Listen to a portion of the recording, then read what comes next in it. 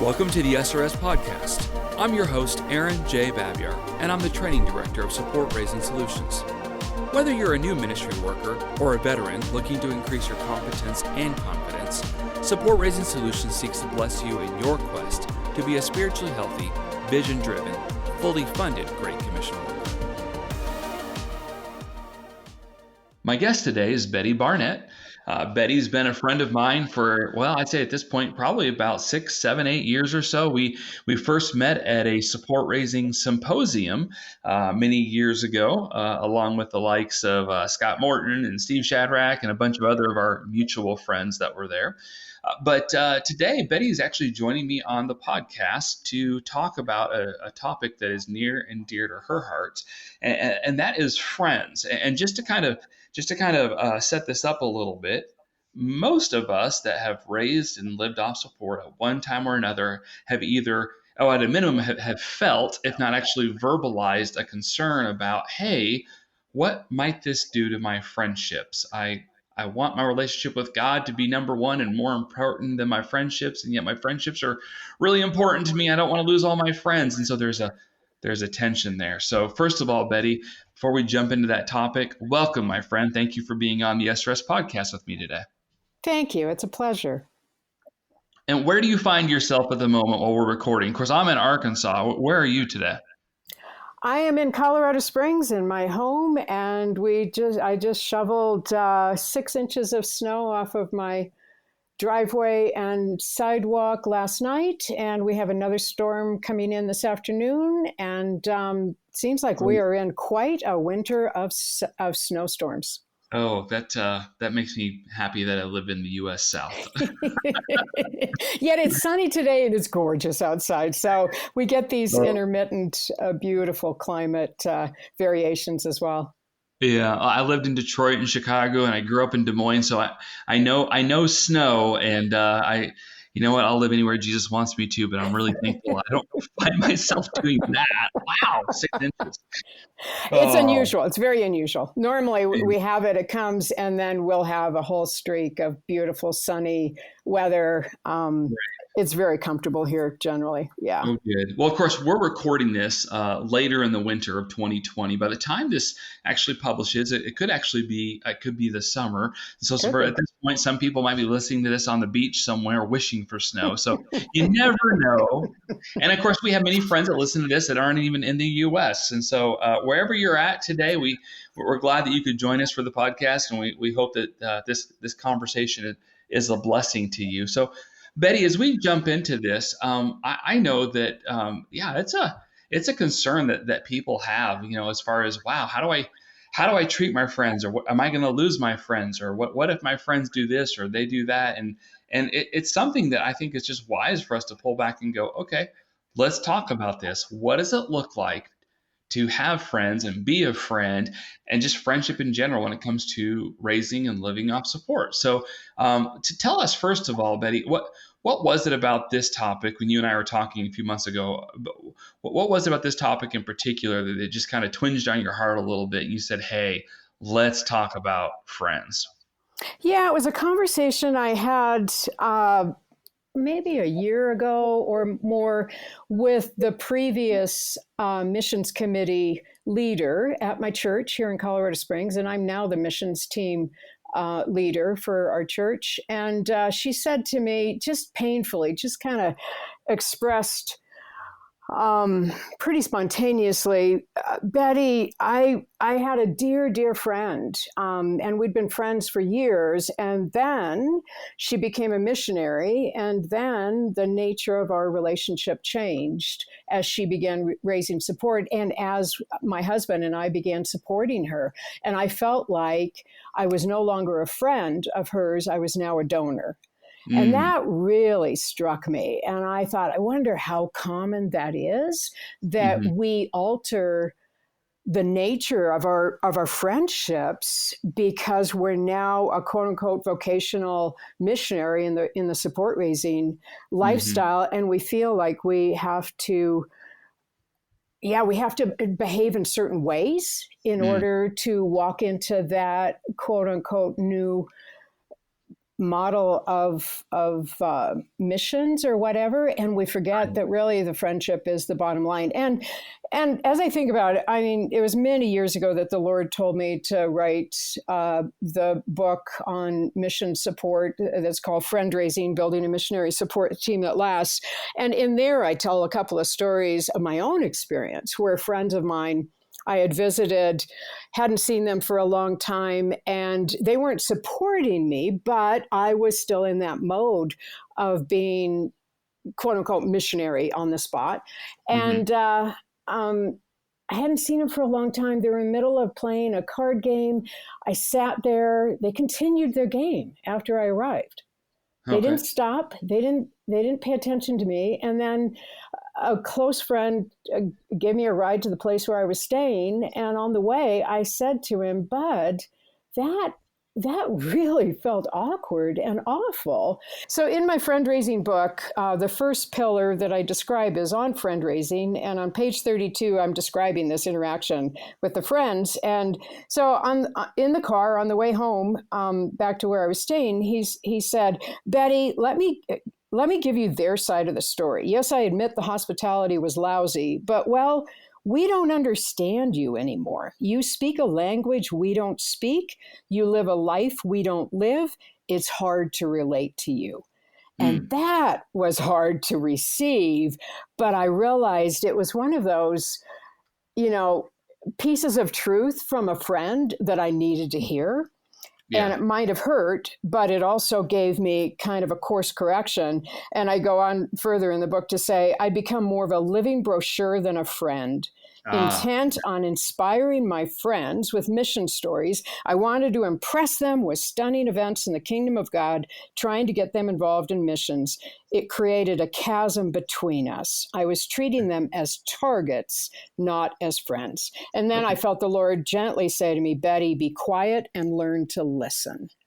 And that has been a huge lesson I've had over the years is when I visit people who may or may not be supporting me, my posture and my focus over the years has become much more of listening, seeing where they're at, where I can be of ministry to them, be a blessing to them.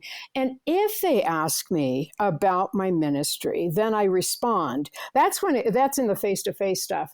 I find that it's more comfortable on both sides, that my communication about my ministry is more by paper, by mail, whether it's email updates or snail mail, which I find people are more likely to read the snail mail than they are the email because we're all being barraged with way too much coming into our in-basket.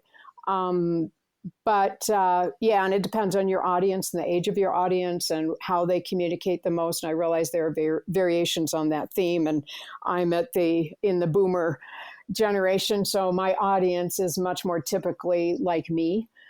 But this anyway, is my chance to say "Okay, boomer" to someone. So, okay, boomer. I'm a Gen Xer, by the way, so I guess you can okay Xer me. So okay. Well, what I love is that we all need to learn from each other in the different generations. And I find that if any of us stay stuck within our primary generation, we're missing perspective that we really need to get input on. But anyway, the theme here is if they start feeling like they're a target or like they're now a donor and the friendship has been lost, then something is very, very broken in the kingdom of God. And nobody wins. I want to point out a resource that not all of our listeners have probably read. If you're eager to work hard to develop a solid, faithful support team to undergird your ministry for the long haul, you might want to pick up a copy of the book called Viewpoints. It's compiled and authored by Steve Shadrach, and this book called Viewpoints is filled with encouraging case studies and anecdotes that will encourage you in the support-raising process. You can pick up Viewpoints at cmmpress.org, where you can receive a 10% discount if you use the code SRS Podcast. So, Betty, one of the things that someone might be wondering as far as having you as a guest on the SRS podcast is you and I had a conversation a while back, which I really enjoyed. It goes back a few years now, and it was particularly about your book, which I know your book is a great book, and a lot of people use it all over the world. But also sometimes there have been a couple of things that maybe SRS might teach, and a couple of things that maybe you have taught that didn't completely line up in the area of raising support. And I just want to acknowledge that elephant in the room. You and I have worked through that. That's not a big deal to us. But I will say this, that we have some slight differences of opinion on some minor things. And one of them would be like the gotta ask. I really like to invite people to be a part of my team. You have a different posture of more like informing people and waiting on the Holy Spirit to have them join your team. And of course, I'm asking them, hey, ask the Holy Spirit, hear what he says. And so we're not here to rehash all of that. In fact, that you and I agree on way more than we disagree on. We disagree on rather few things. And so there's a generosity and a spirit of friendship and love under Christ that even makes it great to have you join us on the podcast today. So I just want to thank you for your friendship, even with me, and your maturity in going, hey, Aaron and SRS might teach a couple things a little bit differently than me, but we're on the same side. Absolutely. Since we're talking about friendship, I just wanted to point that out. You and I are friends, and that's by God's grace in all this, right? Yes, and that comes through. It really comes through you, Aaron, naturally and authentically. Whereas sometimes you may feel like somebody's really trying to do that, and yet they're kind of missing the mark. But no, that is absolutely the case. And I think we need to be able to discuss different perspectives and different nuances. And with the God ask, there's a strong emphasis on asking, and yet you've just reinterpreted that yourself with it's really more of an invitation. And it's an invitation to ask the Lord not to respond to us, but to respond to what they sense is right. And I know that's your heart as well, is you would not violate their free will, and you would not want to override what the Lord is leading them in. And the Lord might be saying, no, don't support. And you want to honor that. Which is fine. And that's where I think in our friendships, and this is part of the reason I'm so excited to have you on the podcast today, I think there's at least a couple different areas that I'd love to hear you speak to. And one is, when someone is a friend and they say yes, and they're on your support team, how does that change, or how should that not change your relationship, A? But then B, what about somebody who's a friend and they don't feel led? They're not on your financial support team. How do you approach or not approach them? When there's that position. So I think on both of those topics, our listeners would really be wise to hear what you have to say in those two different directions. Yeah, I've walked that balancing act for years and years and years now, having been on support for over 4 decades. And it's been an ongoing journey for me. How do I treat these people with love and respect and kindness, regardless of whether they do or don't support me? Right. And I've had to search my heart at different times. And yet I also have to, when I go back to my home area of San Diego, California, and to my home sending church there, the Lord is really, I think, confirmed in me to have a heart of generosity towards people when I sense, okay, reach out to that person, whether or not they support me, whether or not they're an advocate for my ministry. And yet I also know I need to have a high priority for those people who do support me. They've made a higher commitment. Above and beyond the friendship to also ministry partnership. And therefore, I need to make a higher commitment to them, both in my communication as well as in my pursuing, how do I be a blessing to them? How do I minister back to them? I see that as such a striking challenge for us out of Luke 8, 1-3, where Jesus and the disciples were supported by people who had been first ministered to, and it needs to be a two-way street. It really is a ministry back and forth. But I've had a challenge. My largest donors, Hollywood producer, has really made it big. And yet we used to be in Lamb's Players, a Christian performing arts company, many years ago together, all on the same page of raising support, having very little we were living on, and yet God was meeting us at every turn. And and then their whole life changed. And so my challenge was, how do I keep treating them as people and not all of a sudden these wealthy these wealthy targets? And even in having personal conversations with them, they shared with me how they felt taken advantage of people once they became known as well-to-do, and a television sitcom became very, very successful that he was one of the co-creators of. And I watched them, that even with family members, started hitting them up for money. And I watched them being the relationship being distorted. And I learned so much by watching that and watching the pain that they experienced. They ended up actually then going with a philanthropic corporation that handled all the requests for funds instead of them from family and others. And so that they could distance and still retain the quality of their relationships with family and friends. And then they said to me something that was very striking. They said, Betty, we only support people we know. Wow. Yeah. And they only support people they know and trust, basically, is what they were saying. And because we have that history long ago, which is also a lesson for me to pass on to others, pay attention to those relationships God has given you through the years, whether or not you've kept up with them. Ask him for restoration and see where he may be building a mutual beneficial blessing of restoring that friendship, and again, above and beyond the money and the support, but for kingdom work and kingdom encouragement. But yeah, it's a tight wire, I think, of walking that balance. Once you have done that. Sorry? I love what you said even about going back to your home church in San Diego. By the way, go Aztecs. But when you're in that place, there are people that are there that they are investing in the work that you're doing for the kingdom of God. I would go so far as to say you have a responsibility to see them, to connect with them, to inform them, to update them. But it's not just here's the latest, greatest missional thing God's had me do. It's also just to get to know them, continue to get to know them, to catch up with them, to love on them, to encourage them, to bless them. But I love that what you opened with when you were talking about that church is you didn't say, oh, well, there's people there that don't support me, so I ignored them. Well, no, that's not it. That's not it at all. Like, for whatever reason, God has put some people in your path, and you have to be wise with your time. You can't give it all in one direction and not the other, either direction.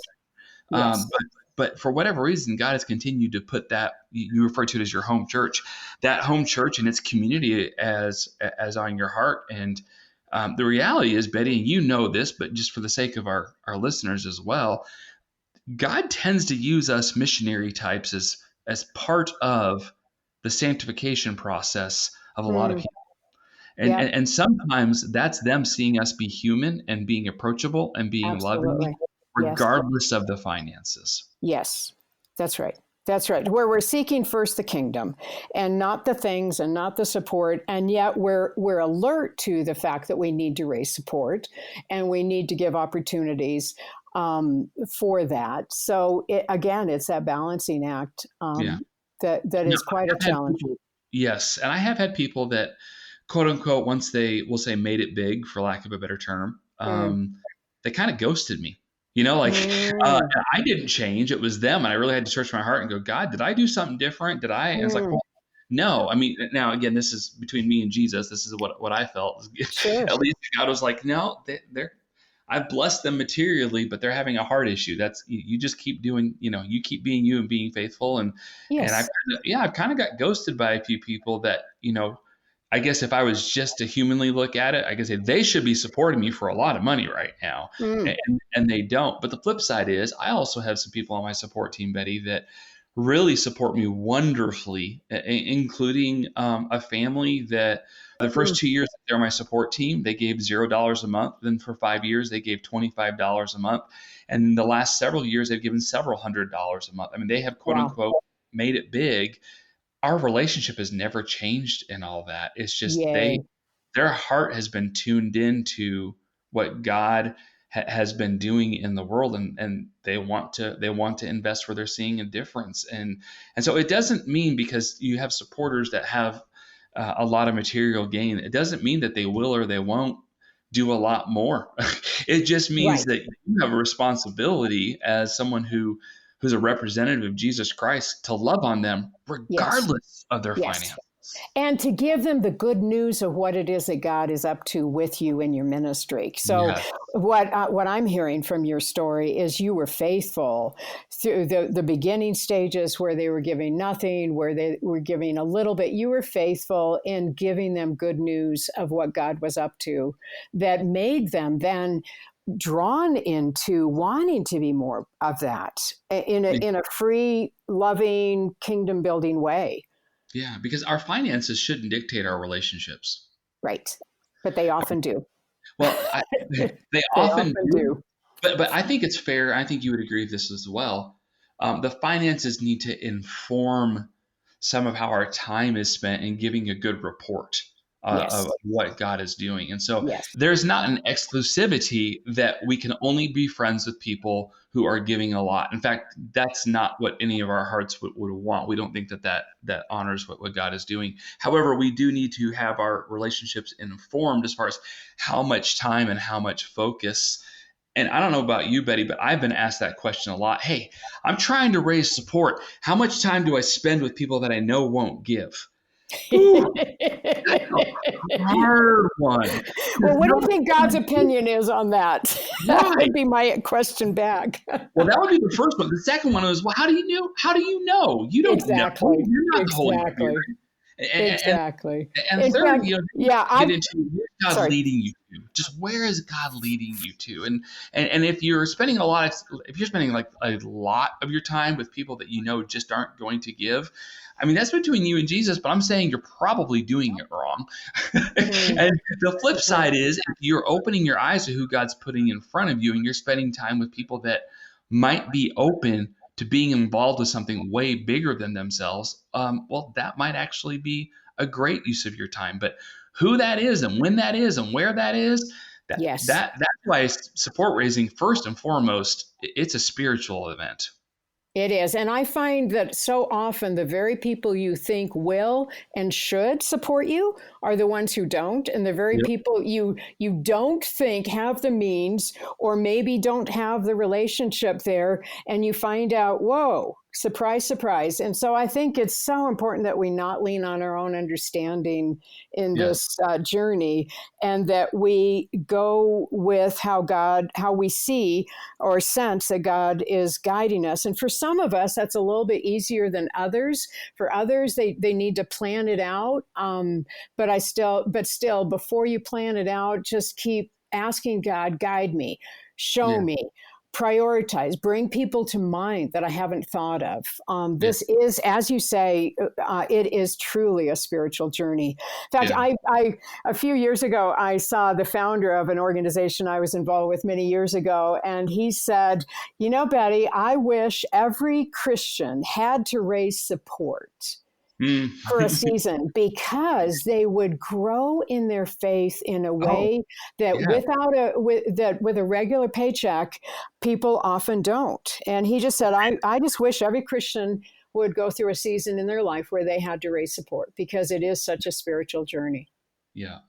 So back to what we talked about before, because I want to move on, but I want to make sure we close up this little part here as far as, you have someone that they're on your team. How do you approach them with time versus someone who's not on your team? How do you approach them with time? Betty, I think you and I are on the same page here. It's a spiritual thing first. You need to pray about it. You probably, and I'll use an inglorious term here, you probably do owe some sort of report on investment to the people that are praying and giving, but not to the point where you don't talk to anybody else. So there needs to be a wisdom with your time. Would you agree with that as a summary? Yeah, and also let me just comment. I think in communication, I think when you're one-on-one with people, it's a different nature and a different depth of relationship. I think it's often more comfortable in a group gathering, maybe a potluck, maybe a Sunday school class, to do more of a presentation style. That's my own personal bent. And yet I have done one-on-one, but I'm more comfortable doing it in a group, and I think they're Mhm. more comfortable receiving it that way. So I think thinking through what's the best means to communicate my ministry to this audience, or should they be invited to a group gathering? And then my one-on-one time is really 90% friend, 10% related to my Mhm. ministry. Okay. I'm just throwing that Okay. out. That's not a that's not an Yeah, absolute I do it percentage. differently, and I don't need to go into explain all that. I approach it a little differently. I want more of those one-on-ones. That's kind of Uh-huh. beside what we're talking about, though, is friendships and building. And I will say too, just as a good segue, is so what do we do as far as the expectations and the desires of and by others I mean those who are on our support team. How do we know what they expect? How do we know what they desire regarding our relationship? Now I have some thoughts on this, but I'm gonna kick that to you first because Okay. I think this is worth kind of kicking around a little bit. Yeah, well, I think partly I would suggest going to someone that you feel very comfortable with, one of those donors you're very comfortable, you know they're for you, you know that there's minimal risk of asking them, what do you expect from me? What would Mm, you want from me? And what do you think others want from me? And you actually get a reading from them. But then I also, the do unto others as you would have them do unto you command helps guide. If I were them, what would I want? So yes. I would say both sides of that. I want to get a report. I mean, right now I'm thinking about a person who is in ministry that's keeping up with the friendship, but I'm not getting any report of their ministry. That leaves me not want to support them.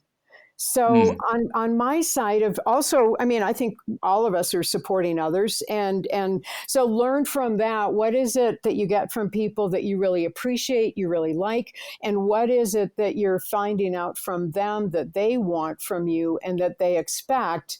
Once I did a survey of all my supporters right before I gave a seminar on how to keep your donors giving, and I was amazed. Almost all of them responded within a 24-hour period, which is absolutely unheard of.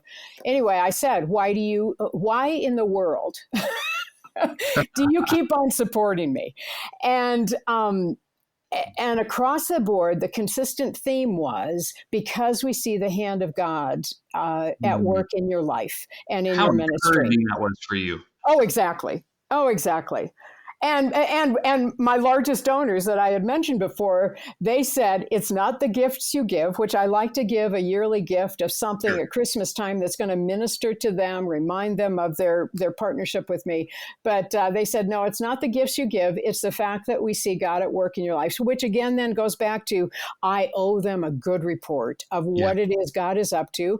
And it needs to be authentic. It needs to be honest. And yet it needs to highlight what is the fruit of Hmm. what is in my life that they are partnering with, because I owe them back that fruit. Good.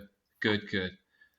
Well, I will say that I agree with everything you just said there, but also I'm going to have a little bit more of a nuance to like the person, meaning I have a family member Mm-hmm. who's on my support team, which I realize that we all don't have lots of family members that support us sometimes. Right. That's a little bit different that's a different podcast, That's Betty. another topic. And yeah, I've written an article on that. But yeah, Yeah. yes. But anyway, I have a family member that supports who he will come right out and he'll be like, all right, give me an update. And he won't say that exactly, but that's what he says, right? Uh-huh. and Uh-huh. and so I have learned that with him, um, he just wants to. I mean, we have a good relationship. We're relatives, but we're friends also, right? And so we'll do some hangout time, and somewhere, 30 minutes to 3 hours, at some point when we're around each other, particularly around the holidays, at one point he'll be like, "Hey, so what's going on with the ministry?" And so at that point, I've learned to interpret it. He is asking specifically, in so many words, can I hear a story of a changed life? Absolutely. Or Absolutely. give me a return on investment, because I know he doesn't read the newsletters. Okay. Fair enough. That's right. It's Fair fair enough. enough. And the reality is we need to Yep. put out regular monthly communications, but there's a lot of people that's not how they communicate. And so they appreciate it, Yep. and they know where to find their archived email and all that stuff, but they want to But they're hear it. not going to. Yeah, they're not going to. They want to hear it from you. And so there are some Yes. people that are like that. But if I were to open with that, particularly with him, not just with him, though, with many of my supporters, if I were to open the first time I saw somebody with, "Hey, how you doing?" Boom, and I jumped into some sort of presentation, and then Yep. a hint that we needed, or an ask that we needed some finances, or however you want to say all that. That wouldn't be so great. So I'd say the bulk of my supporters, they want to know that I care about them, and they want me just to be me first, Yes. right? Absolutely. And then kind of get to, and if we have more limited time, like let's say we grab lunch, and the assumption is we're going to have an hour, and it's a supporter I don't see all that often, but we only have an hour. Well, honestly, Betty, I'm probably going to spend 30 to 40 minutes just catching up on them and their family and what's Yes. going on and all that kind of stuff. And there'll probably be a natural segue, or at some point I'm going to go, wow, we only got about 15 minutes left. And I'm going to go, hey, man, I love spending time with you, but can I give you even just like a 5 or 10 minute ministry update about what's God up to? And every time it's not like, oh, okay. It's the opposite of that. It's, oh, yes, please. Yeah. What's new? What do you like? What's going, like, they're excited for it. Yes. Why? Because I took the time to continue to build the rapport and the friendship and love on and encourage them, separate of the ministry vision that I spend so much of my time working on. And so Excellent. that's how I've learned to do it. I'm not That's saying I excellent. always do it right, but it is that priority of that relationship that is really, it's to them and really should be to me. In a lot of ways, that is more important than how many zeros are on their gift, right? Mm-hmm. Mm-hmm. So as we talk about that, or I guess we're kind of wrapping that up here as far as knowing what others expect or desire from us. I think two of the things that we're saying is, first of all, that's a spiritual thing when it comes to Mm-hmm. friendships, but then secondarily, it is a priority on the relationship over the finances, and yet we're also saying there does need to be some sort of report, some sort of return on investment that tells people what God is doing, and hearing it from you, Betty, directly, or hearing it from me directly, that's going to carry a lot of weight for people. So It does. It any does. other final thoughts on that, Betty? I know we've kind of reached our time with this podcast. It's been such a free and easygoing conversation, but any other final Yeah, thoughts? just one final. For years, I have gotten together with my core supporters in San Diego they call it the BBB, the Betty Barnett Brunch. And it'll be between 10 and 15 people. And they really are my inner circle of supporters. And during that time, we not only have fellowship with one another, there is also a time in our gathering where they say, okay, Betty, give us an update. And they've all gotten my letters, just like you're describing with your relative.